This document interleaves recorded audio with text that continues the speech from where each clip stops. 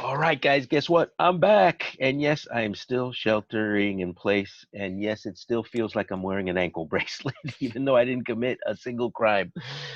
Today, I got to tell you, I know I say this a lot, but today, this is even extra special. I have some extra little spice. And I'll tell you why, because this hits home for me.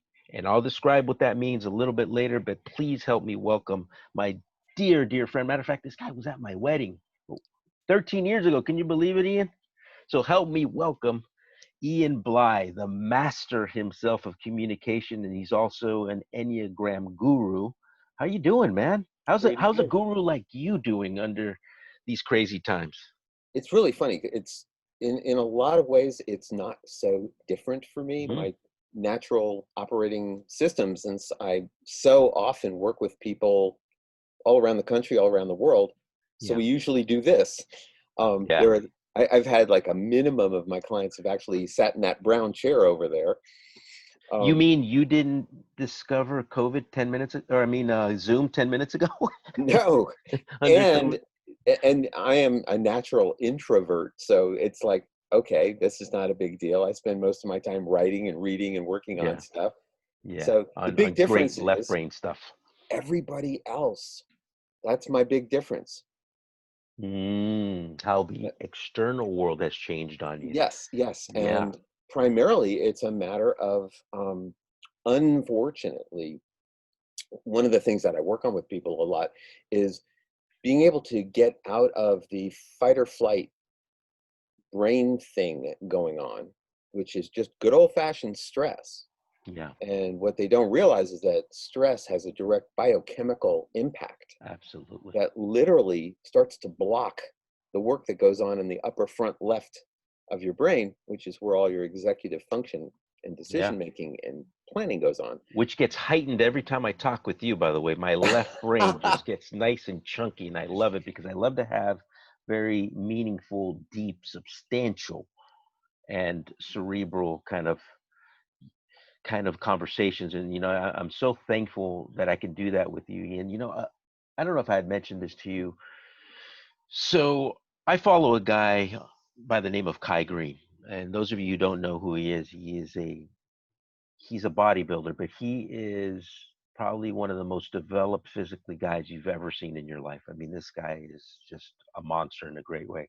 But the reason why I follow him is because he's also very heady, and he's at the same time very in tune with his emotions, and in tune with the psychological part of becoming a bodybuilder. And so here's what I mean by this. He made a statement that was so deep that it took, I really marinated on it for a few days. He said, they asked him, so what's the first step to becoming a bodybuilder when you decide you want to become a bodybuilder? Number one, he said, well, you're going to want to love to work out and to become a bodybuilder. That has to be something that you feel a real big passion for, right? Once you check that box, before you even go into the gym, by the way, and you've decided to become a bodybuilder, the first thing you have to do is you have to train your brain to already think that you're a bodybuilder, and then the body will follow. See, people do it the opposite way, right, Ian? They go, well, to become a bodybuilder, all I have to do is go into the gym, focus on my nutrition, and work out. No, no, no. But here's the thing: your brain already has to be conditioned to put in that kind of hard work, because most people, in my opinion, the longest distance between them and being in shape is their bed to the front door, because they talk themselves out of it. Oh, I'll go Oh yeah. tomorrow. Oh, I'm too sore from yesterday's workout. Oh, you know what? I have a client, or I have a meeting, or I got to do this. I got to do that. And then we come up with some amazingly clever ways to tell our brain tomorrow. And so, guess what? Tomorrow the can keeps getting kicked, and next thing you know, it's 5 years, and you're still out of shape, right? And Absolutely. and by the way, they haven't invented that one pill that makes you ripped and look like an Adonis, right? Which everybody seems to be waiting for. Well, you dropped the big bomb on that because it goes so far beyond bodybuilding and anything, anything and everything, which is internal narratives. Internal narratives can absolutely take you to the ends of the world or absolutely stop you right where you are. And it's all about what you're telling yourself.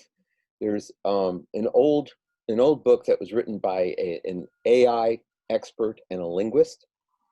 It's called Computers and Cognition. And unless you're a geek like me, you'll never get through it. So don't worry about it.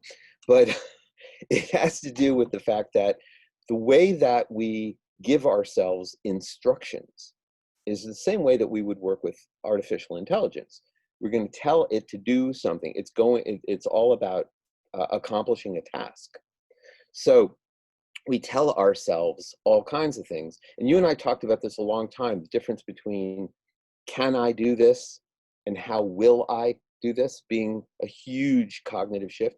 There's a bazillion of those kinds of things. And when it comes to the gym, your guy is actually linking into one of the most important things we can do in terms of any kind of self-improvement, personal development, or whatever, which is to integrate intellect, emotion, and body as one seamless unit known as you.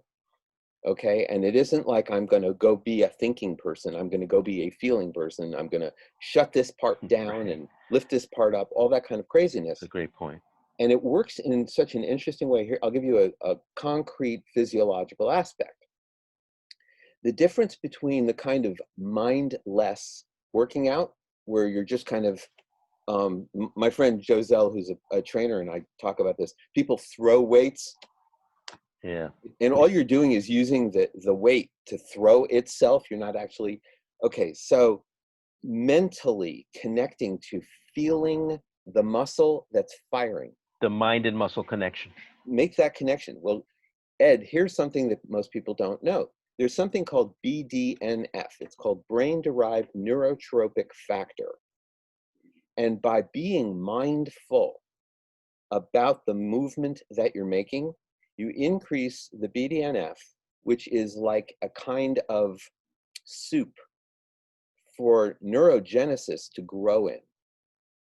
And that means you're literally growing brain cells more rapidly when you are focusing and concentrating on feeling the muscle fire. Okay, let's put a pin on that. So today's topic, everybody, because I know you're thinking, well, what are you guys going to talk about? This isn't going to be just random. Okay, so we're talking about today is how do we do what I call the COVID reboot? We're all sheltering in place, and guess what? You're sheltering in place with your brain. I know that most people are thinking about everything and rethinking their lives, their business, their careers, their money, their relationships. All of it right now is under the proverbial microscope.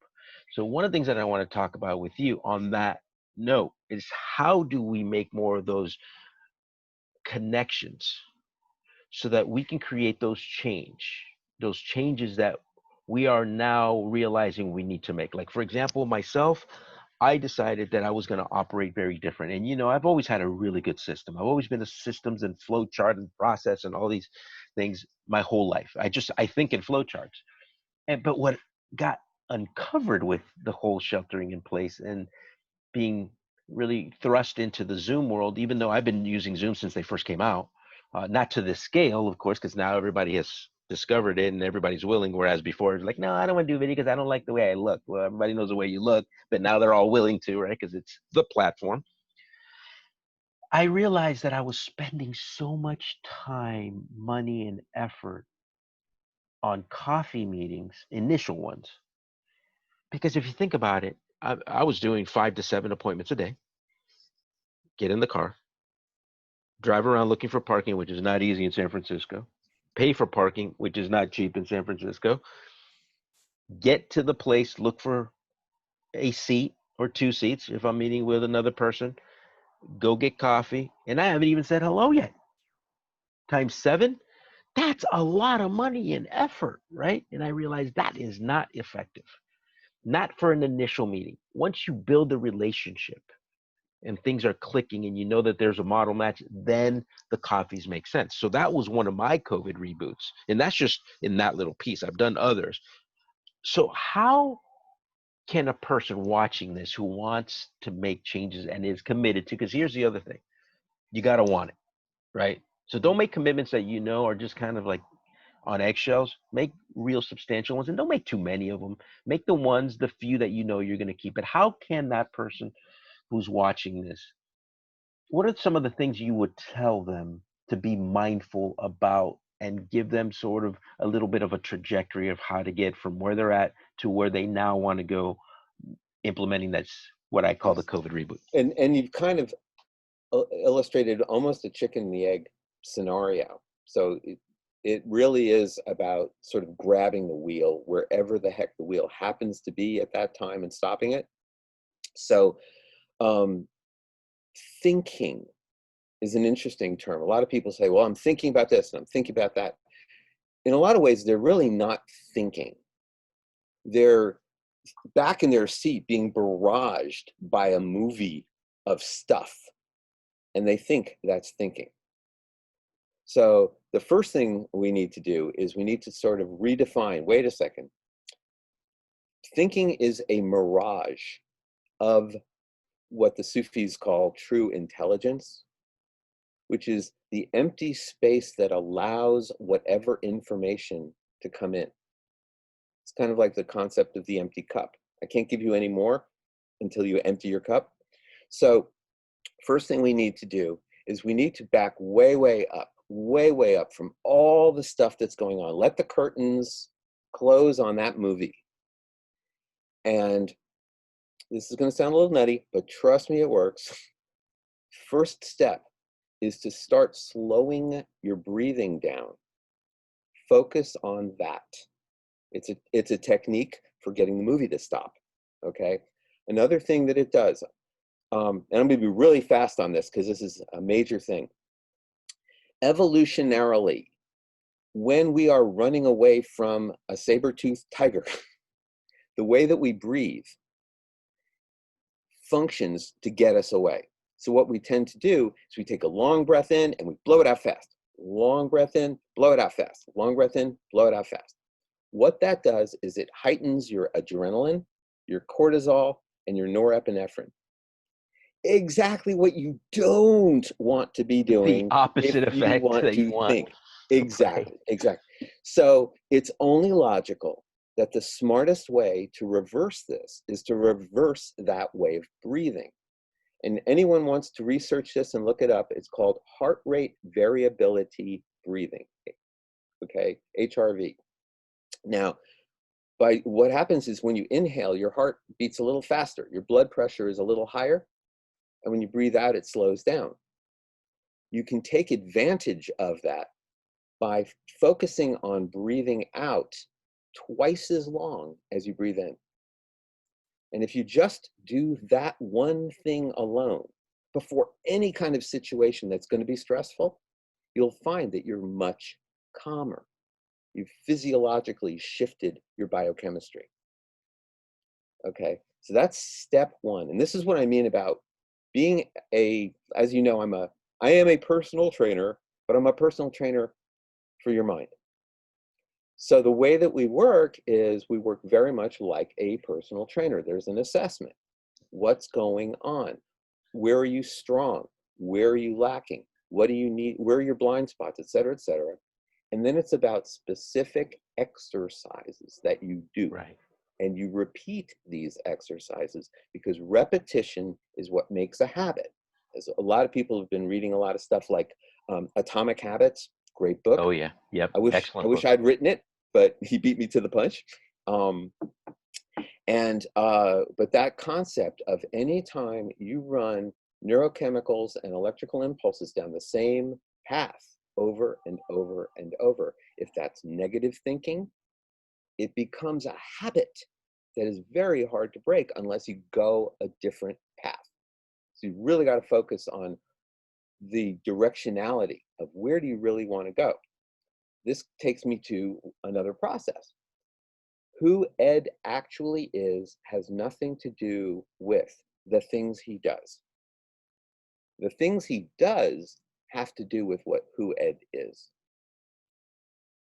So we need to start looking about this reversal of identity. I am not my doing. My doing is a result of who I am. So we need to look at who I am. That's the reboot. And who Ed actually Great point. is your value system, Yes. what motivates you, and how you're going to respond to things. Coincidentally, those are the only three things in the world you've got any control over as well. Your values, your motivations, your responses. Everything else in the world, the So do best you we can hope suggest for is people write influence. these down as a starting point? Absolutely. I have a process that I put people through in my coaching work that is called the Essential 10 Minutes. I'm actually working on a 6-week course that I'm going to be offering very soon, an online course on how to do this really, really in depth. But it starts with an inventory, if you will, okay? And what you're going to do with this inventory is you're going to rewire your brain to value your values. I know it sounds nutty, but in a lot of ways we can say something like, I really value compassion, but that and 275 will get me a small coffee. Um, so what? Move on. On that note, There you go. So what we need to do is we need to say, okay, top of mind awareness. How do I make something be incredibly important? Top of mind, it's always there. It's where my decisions come from. I have to come up with something like wealth. Okay, importance, significance. And then I have to make an equal sign. Significance or wealth equals compassion. And repeat that. you have to make that connection. Exactly. And you're starting to run neural pathways that become habitual ways of thinking, where now, Correct. when I think of wealth, I think of compassion. When I think Correct. of Because you wealth, created that I neural think of pathway. self-discipline.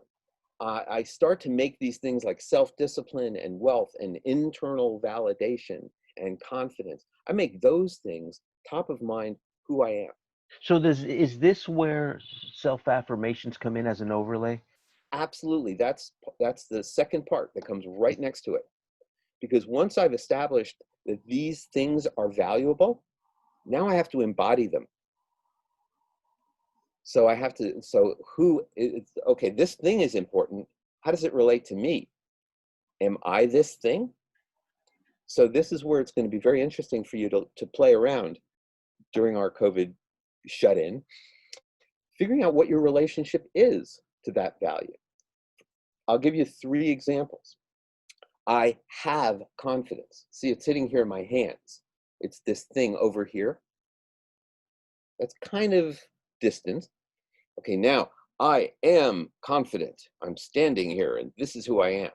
That's another way of looking at confidence. It feels differently. Then there's something that I'm going to take inside of me, which is very intimate. And I'm going to say, I feel confident. Just say those 3 different ways of saying it to yourself and see what feels right. And you're going to go, oh my God, that's my relationship. Now you have an opportunity to do something about it. That's a great perspective. Wow. Okay, I get Okay, it. very, very tiny little tweaks like this. This is But why, it's always the tiny tweaks that make the biggest exactly, differences. It's not exactly. People think the they're big. going to go to a weekend thingy and it's going to change their lives. And trust me, babe, by Thursday, you've forgotten everything. Look, why is it? Why is it? And we're not going to name names, but why is it that people walk on coals every year? Yep, yep. Oh, one of my best friends did the coal walk. And when she came back, you know what she said to me? She said, I can't believe I did it. I'm like, you just wasted a lot of money. With the right Like, hand, just went like this the with the whole left. point. It's, yeah, exactly, It's exactly. like pouring a bucket of water on a sandcastle. Yeah, pretty much. And so to be able to do this, it really does take this kind of going down the same path, making those wagon wheels dig a rut in that path in your Yeah. brain. So the whole process, and I'll speed through, you make your values, you embody your values, you take that embodiment and you make a projection of where you want to be, say 3 years from now, 5 years from now, and you paint an incredibly juicy picture. And I want like to that. add something to that too. And also picture who you want to be with. Because I will tell you, one of my COVID reboots is that I realized there's only 24 hours in a day. There is no way I can go deep with everybody. No way. Exactly. You know me, and I know a lot of people. So I had to really put into action creating my tribe, if you will. Who Exactly. are And but it people can't who be embody those? specific individuals because once again, we don't have control. So I can't say in 5 years I want this person to be in my life because I don't have control over that. Oh You no, can I say agree. It's I not want this specific names. This type, exactly this kind of this kind person. or type of. Yeah, That's what I meant. exactly. Thank you for Perfect. clarifying. Yes, I just want to clarify that for our peeps. 100%. Yeah, yeah. Um, so yes, I want to be around positive people who reinforce, et cetera, et cetera. And you make that really, really clear. Now, once you have a vanishing point, you can reverse engineer behaviors, the activities, the things you need to do. That will take you there, but you're going to show all this other stuff that has nothing to do with getting you over here, like driving around looking for a parking space for at a coffee place has nothing to do with getting you where you want to go. So it's easy to eliminate. That's why you were able to eliminate it. Because if we don't do this, we're going to be attached. No, no, I have to go meet them for coffee because it's my narrative. 100%. It becomes your BS, your belief system. Yes, And yes, I yes, had tricked myself and convinced myself that that was the way. exactly. And so I have to thank COVID in a morbid kind of way for waking me up to this reality and this fact. It has saved me so much time and Yep, money, but money's not everything, but the yeah, time and by the way, the emotional vesting that's a big one. as well. Exactly. So you reverse engineer, you got your, now you know, now all these pieces are going to take you to this place. Then it's then part of the process is to then say, okay, I know what I need to do. Next thing I need to do is I need to shift my brain around a little bit because as we know, almost every journaling technique in the world disintegrates into lists and bitching out. So what we need, what my process that I came up with was like, how do I circumvent that issue? So now that we've got all the short-term goals, which are, going to our long-term vision, I'm not going to make a list. I've already got a list. So now what I'm going to do is I'm going to spend 2 full minutes on gratitude. Just nothing but gratitude. Because once I've spent 2 full minutes writing all the things I'm grateful for, and now I start to write a journal, guarantee you're not going to be bitching about anything because you've completely shifted your mind into a state of gratitude. I'll So what tell you're you going to write something about is going to be juicy. that's super juicy. And I'll tell you something that came out of a conversation that you and I had years ago. And I don't even think I mentioned this to you, but I will now because this is reminding me what you just said. I decided after a conversation I had with you that I was going to bookend my weeks. And here's what I mean, that I would start out on a Monday, because typically Mondays, even if you're self-employed, for some reason they have that kind of like feel to them, right? I don't And like Mondays. right, and it's just it's more psychologically right that we as human beings and me as a human being take ownership of. But I decided that I was going to start the first bookend on a Monday, having coffee and or significant conversations with somebody I really, really like and I could see myself being friends with for many, many years. And it wouldn't be about business, it would be conversations about real conversation, not Mhm. superficial, right? Not small talk, about life and just things or belief systems, that sort of thing. And then I would do the same thing on a Friday. And guess what? That experiment has been going on for at least 12 years. Thank you, Ian. And it makes the rest of the week unbelievable because I'm setting and finishing the pace, my friend. Mhm. It has been a absolute game changer for me. So for those of you watching, I like to get close up because I'm making a statement here. Try that. Start out your Mondays and end on a Friday, just having some kind of interaction that has nothing to do with business, money, materialism, nothing like that. It has to do everything with what we've been talking about, your core values, your belief systems, and share it with somebody who is a model match with you. And I will tell you unequivocally, your weeks and your life will change because of it. This is why this essential 10 minutes journal in the morning, every single morning. I love it. And one of my things is in the short-term goals, do this journal before interacting with anyone. Beautiful. That's one of my Yeah. short-term goals, And being because grateful is number one, folks, because let me tell you something. I read the statistic, which blows my mind, that 2.7% of people on planet Earth own a car. Okay, let's just say that those numbers are off. Let's say it's 10%.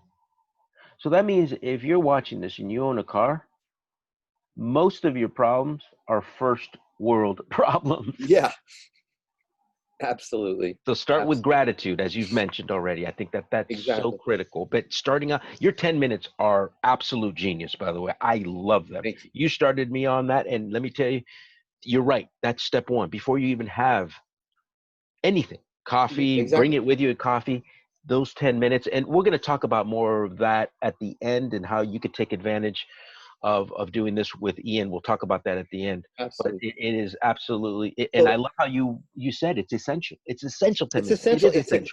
It's the kickoff, because most of us are quite absorbent and spongy, and we take on people's energy, and we take on, somebody, you're in a fine mood, you just went for a run, everything's groovy, somebody comes into the office and they slam their stuff down and they're in a bad mood, and and all this stuff starts happening. It's very easy to get caught up in that. Or if they start slamming you away with, oh, I need you to do this and I need you to, but if you can build that sense of self, that resilient, powerful sense of self, before you even talk to anyone, whatever they throw at you, you're Teflon, baby. It's like, fine, fine, no problem. That's your stuff. I got it. You're all upset. I And don't have to isn't buy in. and isn't that one of the greatest keys just to happiness, Ian? It's just having that emotional resilience. Look, I look at it as the bell curve, right? Remember that good old thing in high school? You know, you have the 25s and 25% on the ends, and then you got the 50 in the middle. Look, here's what I believe. There's one of the extreme 25%. You can go do their laundry, make their mortgage payments. You do everything for them, and they will not like you. Then there's the other 25% at the other end, which is mom, that no matter what you do, you can shoot her in the leg, whatever, she's going to love you regardless. And then there's the 50 in the middle that sways on any given day. Hmm. You look at it that way. So I've always said, when somebody is doing something that affects you emotionally, here's the question. Well, it's not even a question. It's consider the source. Ask yourself, is this even worth it? Consider the source. Is that person A going to show up to your funeral?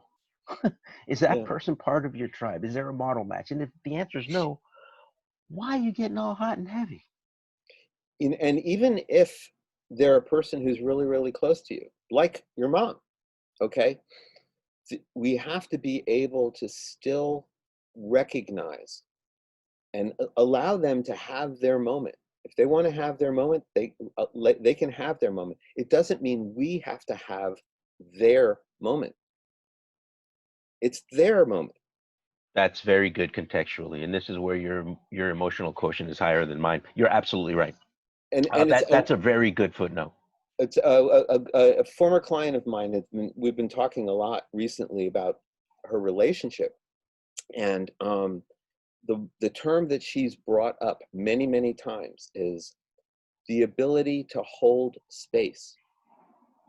Say more And I about know that. it's a wonderful, wonderful way of looking at it. It's to be able to allow you to have whatever fit you're having, understand why you're having the fit you're having, commiserate with you on having the fit you're having. But it doesn't mean I need to start having a fit. As a matter of fact, I probably can do you much more good If you by don't, not jumping in. Of course. Okay. If Of I course. don't, if I just hold the space, I don't try to stop you. I don't do anything like that. I just hold the space and allow you to have your stuff, but model being calm. This reminds me of something. uh, I'm one of those kind of people. I want to go solve something, right? You come to me and I've had this happen with Donna, my wife, right? Where she's comes and says certain things, and I'm gonna go fix it, right? Ah, yes. And one day I'll never forget this. She says to me, "But I didn't ask you to fix it. I just wanted you to listen." There it is. Here it is. I have heard that a bazillion trillion times from people, and it's really, it's like I'm on a in a group coaching thing, and one of the things that comes across all the time is when you get into these groups, these breakout sessions and whatnot, don't coach each other. Even though you're itching to. It's like, but Yeah, you're, yeah, yeah. yeah, It's like, yeah, you yeah, know, yeah. the thing that we need to do in any of these kinds of situations is ask. And this is, I remember from a long, long time ago, I used to talk about the 3 strikes of communication. We've done actual Go over workshops those for your really people. quickly for the people who are watching. Okay, the 3 strikes are, number 1, assumptions, because I don't know, so I'm going to make something up. Projection, because I don't know, so I'm going to take my own stuff and I'm going to put it on you. Not checking in, so all that stuff gets to live. So checking in is, I have it number 3 because it's the biggie. So it's like, wow, babe, do you want me to just listen or do you want some help on this? Boom. Bingo. Solved everything. Solves everything. Just ask. Absolutely. You The know, art of probing and asking questions, exactly. so critical. And to be able to diffuse defensiveness is a very, very, very important skill set. It's one of the things that I definitely work on teaching people is how to undo the, well, you're genuinely curious about somebody's process. So you say, wow, why do you do it like that? And they answer, well, I've always done it like this, and I've done this for 30 years. And it's like, wait a second, that was not where I was going at all. What the heck? Right? Right? So what happens is you've triggered them. You pushed a button Yeah, without clearly. meaning to push a button at all. That was not your intent. You wanted to know about the process. So to be cognizant that so many people are like covered in buttons, like a porcupine is covered in spines, and it's so easy, so hard not to push a Not to. button, Right, right. right? So it's like you have to soft into it with, wow, that is really an interesting way of doing it. I wouldn't have thought of that. Can you walk me through your process? I want to see why you did it the way you did it. There's much less chance that they're going to go, because I've been doing it this way for 30 years. That's not what I asked. Right. So Isn't clarity being beautiful? clarity, explicit over implicit, Implicit. Absolutely. because implicit, they get to imply things, or they think you implied this, they think you implied that, they infer this, they infer that.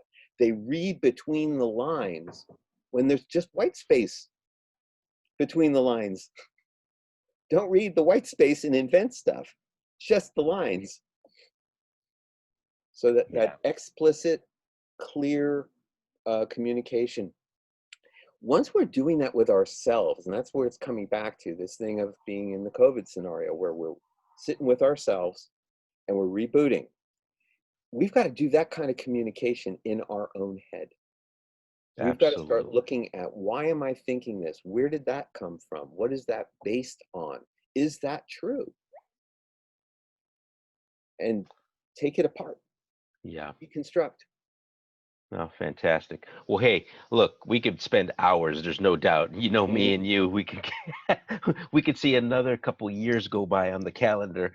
But I wanted to first off just thank you, because I always, even after so many years, I always get these amazing nuggets from you, Ian, and I'm just so namaste. Thank you to you. Now, how do people get a hold of you? Oh, before you answer that, hold on, let me stop you. let me say something, folks. So this man was at my wedding, and I have considered him not only my coach, but my dear, dear friend. He's like family. And it's over the years, this man has taught me so much. And I'll tell you, one of the greatest gifts I ever gave myself. It's going to sound kind of like, duh, but I allowed myself to be me. You know how everybody's telling us fake it to make it, you got to dress the part and do all these things and be that person, and right, you got to be just like him if you want to be successful, that sort of thing. I decided because of him, I was going to wash away all that and I was going to allow myself to be me. Because guess what? I'm the guy who lives in this skin, the only guy who lives in this skin 24/7. And thanks to Ian, because what I realized is that even though I allowed myself permission to be myself, that it was going to take more than myself to really play that out. And this is where Ian came in and really helped me to really shine as me, not as anybody else, and to really activate and deploy the love for myself in a selfless, not selfish, in a selfless way, so that I could then bring out my strengths of who I am. So I say all this because he's about to give you his information. I can't stress enough how important and how much I can recommend for you to call him. He's not going to bite you. There's no sales gimmicky stuff. There's no buy 70 CDs, none of that. Do yourself a favor. We have the rest of 2020. We're basically a little bit over halfway. Make this year count in a year that, for the first time since I can remember, it feels like nothing's going to change, like it's going to continue like this. Uh uh You can change it. Contact him because it's hard to do this alone. Contact him, have an initial meeting with him. I will tell you that it will absolutely make a difference in your life. No doubt about it, as it did for me. So, on that note, how do people get a hold of you, Ian? It's absurdly easy because I'm a content spewer, so I am everywhere. The name is IAN, B as in boy, LEI. Google, you're done. You're going to find me everywhere. I've Yeah, got that's true. podcasts on SoundCloud. I've got a channel on YouTube. I'm on Facebook, LinkedIn, Twitter, you name it, everywhere. IanBly.com. Boom, you're there. So it's that easy. It's that Um, easy. and on that site, there's a little, hey, let's have a conversation. Book a conversation. It's not a sales call. It is not charged. It is a conversation. Yeah. Now, if they do decide to hire you, how about we do this? Mm-hmm. Um, let's offer them something where just use the code Ed Diaz, and he's going to give you an even better deal. And by the way, I'm receiving zero proceeds from this. I want to make that very clear. This is zero to do with me. I don't get kickbacks or nothing like that. I'm just saying because of this, I just came up with this, that just make sure you put the code or put my name in it, Ed Diaz. And if you decide to hire him, he will give you an even extra special deal. But I will tell you, the initial conversation that you will have with him, it's going to make light bulbs go off. And if you do decide that you want to work with him, it's going to make all the difference. He's been my coach for many, many years. And And so I far, we want to, have no fails, which is really, really kind of fun. Like, not not surprising one. to me. Yeah, because Very good. it's basically it's not like, and a lot of people say, I don't know about change. I don't want to change. Da, da, da. This is not about changing. This is about coming home. Mm, This is about who you actually are in the first place. I love that. Okay, so don't worry about the change stuff. The only change is you're going About to be a lot coming home. happier. um, but That's if you awesome. think about think about one of those beautiful brass beds at a dinner party, and everybody throws their coats on it until you can't see it anymore. That's where most of us are. We're Yeah, going to peel the coats off so that beautiful brass bed gets to shine again. I That's love it. all. On that note, have a great day. Thank you so much for your contributions to all of us. Don't forget, reach out to this guy. I will tell you, it'll change everything. Have a great Thank you day. so much. Take care, everybody. Stay healthy.